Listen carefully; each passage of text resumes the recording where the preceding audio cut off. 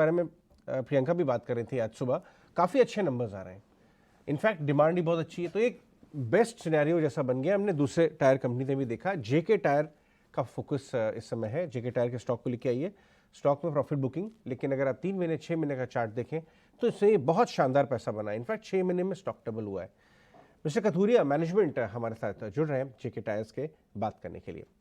बहुत बहुत शुक्रिया कथूरिया साहब आज हमसे बात करने के लिए। आपके नंबर्स फर्स्ट क्वार्टर के काफ़ी ठीक ठाक आए, अच्छे आए। इनफैक्ट इसमें रॉ मटेरियल जो बास्केट है उसका कितना असर पड़ा, जो कूल ऑफ हुई है वो, और ओवरऑल डिमांड कैसी इंप्रूव हुई है उसका कितना असर पड़ा? आपने क्या कुछ प्राइसेस भी बढ़ाए या आपने चेंजेस लाए प्राइसेस में पिछले क्वार्टर के कंपैरिजन में, अगर आप ये समझा सकें? तो सबसे पहले तो मैं क्वार्टर वन रिजल्ट्स की बात करता हूँ। इस बार हमारे जो रिजल्ट्स है वो काफ़ी अच्छे रहे हैं। हमने तकरीबन जो अपना टॉप लाइन है वो 3,719 करोड़ का टॉप लाइन कंसोलिडेटेड बेसिस पे रिपोर्ट किया है, जो कि 2% ज़्यादा है ईयर ऑन ईयर बेसिस पे।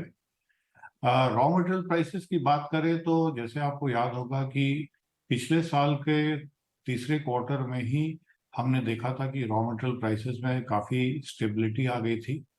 उनमें रिडक्शंस भी मिले थे और ये तब से वैसा ही माहौल बना हुआ है।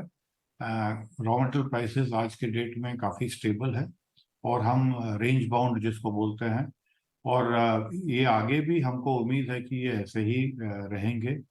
अ, अभी ये कहना मुश्किल है कि अगर कोई ऐसी घटनाएं हो जाएं जिनके बारे में हम नहीं जानते हैं, वो बात अलग है। बट जनरली जितना हम देख पा रहे हैं, जितने मार्केट देख पा रहा है, हम यही उम्मीद रखते हैं कि हमारे जो रॉ मटेरियल प्राइसेस है आगे ये स्टेबल रहेंगे और इससे ये हमारे लिए अच्छी बात है।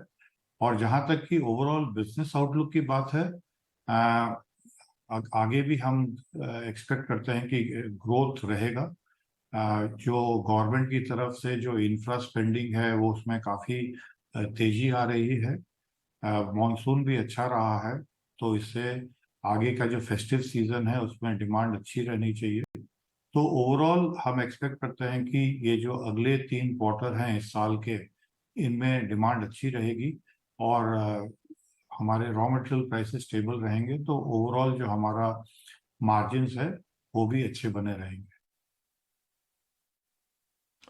कथुरे जी, एक चीज़ और बताइए, अब ये आगे की रोड मैप कैसे रह सकता है, स्पेशली रेवेन्यू और पैट को लेकर? यहाँ तक तो आए और शेयर में भी अच्छा रिवॉर्ड मिला, अब आगे की जर्नी थोड़ा और बताइए। जैसे कि मैंने आपको बताया कि जो टॉप लाइन है हमारे हिसाब से तो इसमें अच्छी डिमांड रहेगी। जीडीपी फोरकास्ट जो है वो भी 6.5% के है पूरे साल के लिए, और क्वार्टर वन में हम देखें कि करीब वो 8% के आसपास के थे। तो जीडीपी स्ट्रांग है, ओवरऑल इंफ्रा में काम चल रहा है, मॉनसून अच्छा रहा है, इंटरेस्ट रेट्स भी स्टेबल हैं अभी। तो ये जो पूरा माहौल बन रहा है बिजनेस के लिए काफ़ी अच्छा है। और हम देख रहे हैं कि जो फ्रेट अवेलेबिलिटी है, फ्रेट मूवमेंट हो रही है, और यहाँ तक कि जो पैसेंजर कार्स हैं उनकी भी जो सेल है वो हर महीने करीब 3.5 लाख गाड़ियाँ बिक रही हैं। और ये भी एक हमको जहाँ तक सुनने में आ रहा है हमारे ओईएम कस्टमर से कि वहाँ पे भी डिमांड काफ़ी स्टेबल रहने वाली है। तो फेस्टिव सीजन का भी आगे जो है उस पर भी बाई रहेगी। रूरल डिमांड भी हम सोचते हैं कि आगे आने वाले दिनों में वहाँ पे भी कुछ बेहतरी होगी। वहाँ पे भी इम्प्रूवमेंट्स के साथ हमको लगता है कि जो हमारा जो 2-3 व्हीलर सेगमेंट है, ट्रैक्टर सेगमेंट है, ये सब में भी हम देखेंगे कि डिमांड बेटर होगी। तो ओवरऑल यही उम्मीद रखते हैं कि इस बार जो ये साल रहेगा, अगले जो 3 क्वार्टर है और स्पेशली जो second half of the financial year है H2, वो काफ़ी स्ट्रांग रहेगा।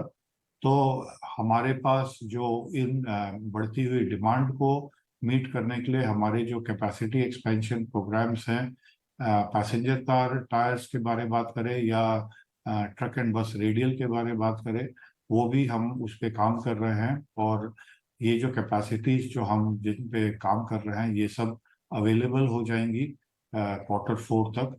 तो इससे भी हमको इस डिमांड को मीट करने में काफी मदद मिलेगी। और राइट मिस्टर कथुरिया, आपके मध्य प्रदेश में जो यूनिट है, जो रेडियल टायर मैन्युफैक्चरिंग यूनिट है, उसकी भी बारे में कुछ डिटेल चाहेंगे कि वहाँ पर ग्रेजुअल पिकअप कब से देखना शुरू कर सकते हैं, कैपेसिटी यूटिलाइजेशन किस लेवल्स पर आ सकती है, और इसका रेवेन्यू कंट्रीब्यूशन कौन से क्वार्टर से शुरू हो सकता है?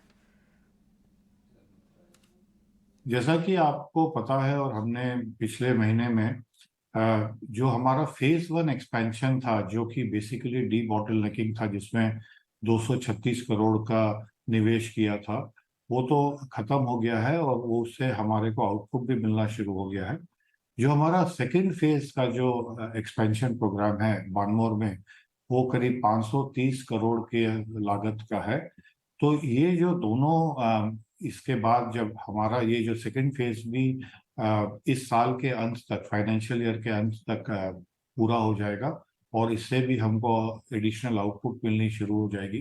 तो ये जो हम टोटल कैपेसिटी मिलेगी, ये पैसेंजर का रेडियल की जो कैपेसिटी आएगी, ये जो बढ़ता हुआ डिमांड है ओईएम्स की तरफ से या फिर रिप्लेसमेंट मार्केट में, तो इसको पूरा करने के लिए, और ये हमारी न खाली ओवरऑल कैपेसिटी बढ़ाता है, बट हमारी जो क्षमता है हायर इंच के टायर्स बनाने की, 16 इंच, 17 इंच, 18 इंच, यहाँ तक कि 22 इंच के टायर तक की भी बनाने की क्षमता इस प्लांट में है अभी। और ये एक्सपेंशन के बाद इसमें यहाँ पे इस हायर इंच साइजेज जो प्रीमियम टायर्स है, उसके लिए भी हम ये बना पाएंगे और पूरे मार्केट में डोमेस्टिक और एक्सपोर्ट दोनों जगह हम इन टायर्स को दे पाएंगे।